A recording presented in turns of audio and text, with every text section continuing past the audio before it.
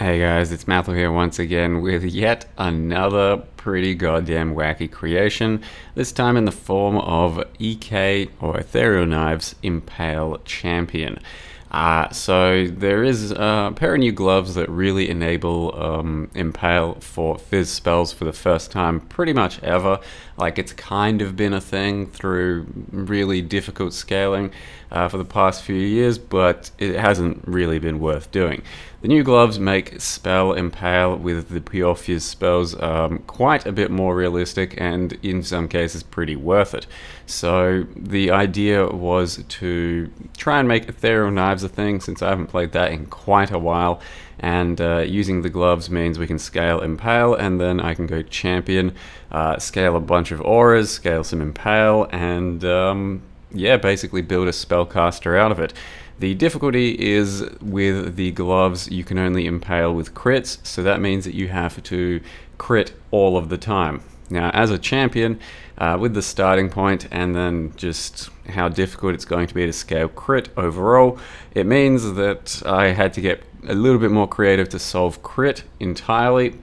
And that means I'm wearing the new hat, the Sandstorm Visage or whatever it is, and a Trypanon. So that means that our main hand attack crit is being applied to our spells, and in this case that is 100% crit. So it completely solves crit immediately by giving us 100% crit chance, and I then no longer have to scale crit in any way, shape or form until I put on a Merylines, which gives you almost 300 crit multi, and that takes care of all of our crit multi scaling, but it reduces your crit by like 48% less, which means you have to get just a little bit of crit throughout your tree or something like that, and we get that through Zealotry, and a little bit of crit somewhere else I think as well. So that takes care of all of that, and it still means that I've got 100% crit chance and like 500 crit multi with very little investment. The issue with that sort of setup is that it takes 3 of your item slots, so you have to fill out, you know, more life and stuff elsewhere, and also cast speed, spell damage, that sort of shit, because your weapons are typically pretty powerful scaling systems for spells, with additional spell damage, cast speed, gem levels, all of that. So with that in mind, basically just had to do a cluster and focus on some proj damage and stuff like that throughout the build, as well as, since we're a champion, we went some pretty intense aura scaling, and yeah, it ended up a pretty damn solid build, something like 20 to 30 million DPS, fairly thick as it is perma fortified. I'm using the Slayer Overleach jewels, so that's how I took care of mana, by using life tap and a bunch of Overleach and a bunch of armor, bit reduced damage from the leech. It's a pretty thick character. Haven't died during just plain old mapping and bossing. I have yet to really do much, but with the amount of DPS I got in the playstyle, it should be pretty nice. The EK also fires in a Nova. It still can do that. Previously it was from a Threshold jewel, and right now it is just from a Helm enchant instead. So it's a pro and a con. Like, it frees up a jewel socket, but it also takes your Helm enchant. And it means you can't really level with EK Nova either. I think it's a bit of a luxury. Like, you can still absolutely play EK without the Nova thing, and there's good and bad things about that as well, but for the most part it's just a really nice clear addition for large scale clear. Otherwise you could just direct your EK and try a little bit harder to position yourself a bit more different. It does scale with proj speed, so a bit of proj speed, and it does go quite a bit nicer further away from you. And we do also use Call of Steel, so the gloves give you Call of Steel. For the most part, it's not very mandatory to be pressing that button, but it can help clear quite a bit. If you don't hit that many enemies, pressing Call of Steel, it should clean up the rest of the pack for you. Though I haven't actually spec'd into the mastery to make Call of Steel faster, so I don't really want to use it too often, because it is slower than just straight up attacking and doing EK damage by itself, but it is there and it does help, and you can build more into it if you really want to. So at the moment, haven't really taken the character any further than just hitting 93, 94, something like that. And we'll see what the bossing is like, but so far it's been a pretty wacky creation and fairly satisfying gameplay. Haven't done EK in quite a while with Nova, with good cast speed and good damage. Still probably one of the nicer clearing skills for spells out there, and it's good to see that it can be done with an Impale perspective and even from something like a champion. Still love lightning warping around as well. With enough cast speed, it is one of the nicer mobility skills in the game. So with that said, let me show you how I've built the character thus far. So here is our character, level 93, about to hit 94, champion. No, this isn't a Nimi's build.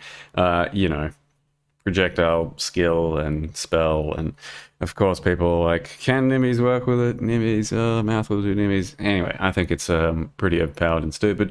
With EK, apparently it can work, but you need a lot of proj speed for it to work, so if you care about that, go ahead and do it. No, not a Nimis build. Like I said, currently built around these gloves: Entropic Devastation, grants Call of Steel, critical strikes with spells, inflict Impale. So if you're scaling around Impale, you really want to make sure you're pretty much critting all of the time. And it was going to be very difficult from this side of the tree, from this perspective, to actually get a lot of crit on this character without sacrificing too much of everything else. So that's why the combo of Sandstorm Visage and Trypanon came to light. When this thing first came out, like, pretty obvious combo. A lot of people were like, oh, Trypanon, 100 crit. But for the most part, I couldn't really justify that compared to just a regular spell combo. Like, you can get wands with 12 crit and still use this helm, which is very, very nice for that crit scaling. But in this case, it was going to be really tough to scale crit even from that like 12 crit standpoint. So it was easier just to completely take care of crit, 100 crit right there. And then using Merrilin's fallacy, you got yourself 285 crit multi, and having taken almost no other crit scaling at this point, something like 450, over here.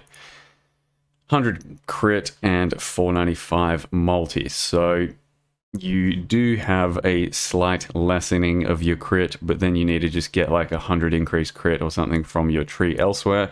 As you can see, my spell is fully capped. If we're looking at my attack, which isn't getting scaled by any additional crit because I'm getting it from Zealotry and from up here, then you can see that it is 52 crit chance. So you're going to have to counteract Merrilin's with a little bit of crit. So we've got some there, and also Zealotry gives some spell crit, which we are scaling quite a lot with Aura Effect. So Zealotry is doing like twice as much work as it normally would. And then, yeah, still at 100 crit that way. It also means we don't have to like worry too much about inconsistency or ramping. It's no diamond flask, no power charges, anything like that. So you're just basically always critting whenever you're attacking. Feels pretty good in that regard. Aside from that, I also picked up a Lionized Vision for this build, so it has a +1 and +2. EK does have a duration tag on it, thanks to the blades it leaves on the ground. So you could do a +2 proj, +2 duration. I went for +1, +2 because it was like 1 or 2 divines, and just, yep. There was a few really good corrupted Lionized Visions. No one really cares or wanted to use them, so there you go.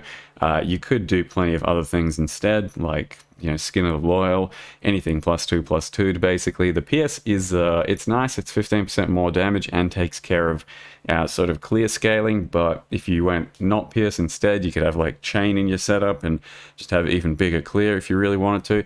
I did try and make a chest for this build that I thought might be worth scaling through, but it's not particularly worth, so it's just 30% increased effective non-curse auras, and then an additional curse, which would have been vulnerability. So basically just, yeah, got the curse thing, tried to smash it together with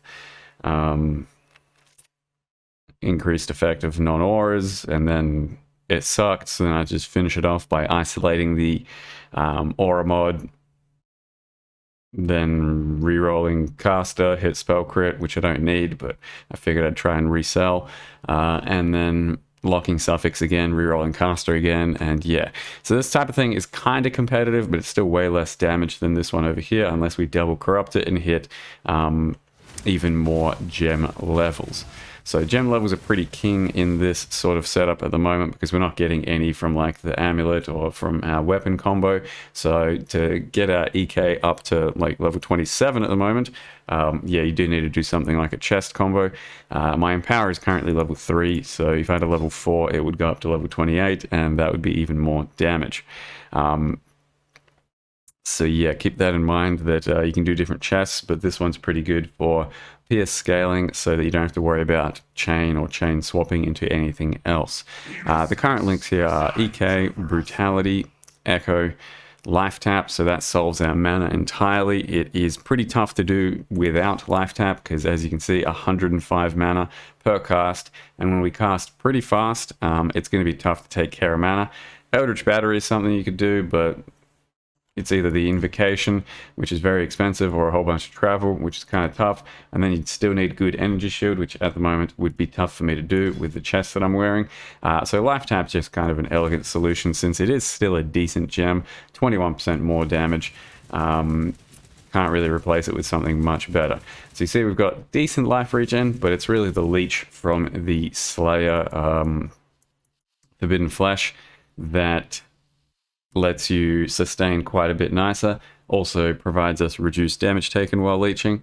I wasn't really going to use these, but the combo was pretty cheap, like 2 divines, 2.5 divines for both. So I figured that would take care of things pretty nicely. Sure, I assume at this point it's probably a bit more expensive, but play to your outs while things are cheaper, you know. Do things that make sense. The chest, the Forbidden Flame. So the entire build for me has cost something like 10 to 15 divines to put together, which is pretty good for what it can now do and how fun and playable it is. Granted, I did buy this replica Trypanon just because it's pink for 15 divines when you can buy a 6-link Trypanon for 1 divine. But Stream wanted it, and yeah, it looks pretty.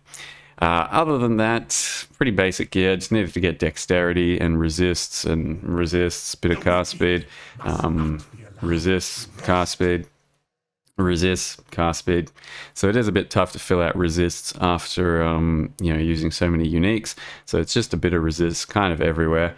You could go from a much more defensive standpoint if you wanted, like using Grace, so you can have both of these things, or using Period of Elements, and that can take care of all of your resists pretty much, and then a bit of damage give or take. Like Haste isn't super necessary at this point of the build given that I've got a lot of cast speed, so you could get rid of that, but Haste and Vile Haste are just going to make the build feel a lot nicer. So I will have Vile Haste in the build soon as well, and I might have Righteous Fire to press during boss fights because I think I should be able to sustain it with the leech that I have. And then I've got 1 slot remaining here for Molten Shell, which with my current armor scaling should actually be pretty defensive and potent for the build. Just haven't used it yet because it hasn't been necessary, so it's currently an empty socket.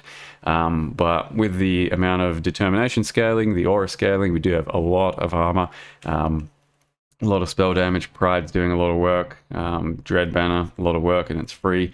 So we go into effective auras there, just the Impale shit here, and then Fortification over there.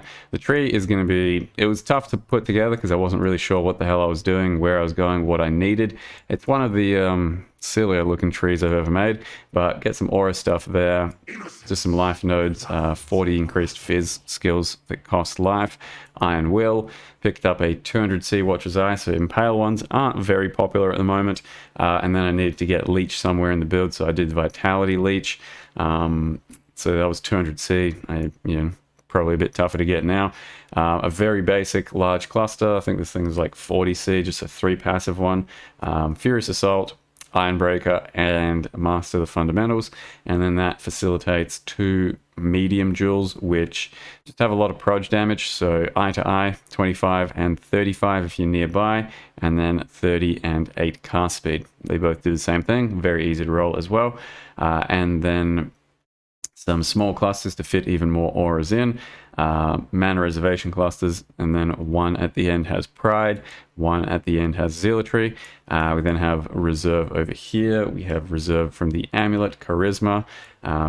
You could spec into Determination if you still needed to, but currently the only thing we use mana for is Sniper's Mark and Blink, and this kind of mana is enough at the moment, but if I spec into the Determination thing, I might be able to get rid of Charisma and put in Vulnerability. We'll see what I do with the reservation, but it is going to be kind of a bit individual based on how you put the build together, what your reservation is going to be like. We go all the way over here. Unfortunately, it's a shit like piece of travel just to get Intensify +1, so that our pinpoint will give us 4 intensity stacks, because it does give quite a bit more damage. 15% less to begin with, but then 20 more per intensity. So instead of hitting 3 intensify, you get to 4, which is a choice, you know. It's not always going to be up. Yeah, it's pretty much the build. So a bunch of auras, bunch of defense and leech and spell cast speed, and then really hard hitting EK. You can see my tooltip at the moment is pretty decent, and the actual DPS that we've POB'd is something like 20 million. Get another life tap, get another Impale level, it goes up. Get Righteous Fire, it can go up. Factor in Tornado, which we are using, and it should be quite a bit bigger as well, but currently no idea what that's going to be doing and haven't taken on endgame yet. Whew, okay, so that's the build. Hope you guys enjoyed the video and the monstrosity I've put together here. Thank you for watching. See you guys next time. See you guys next time.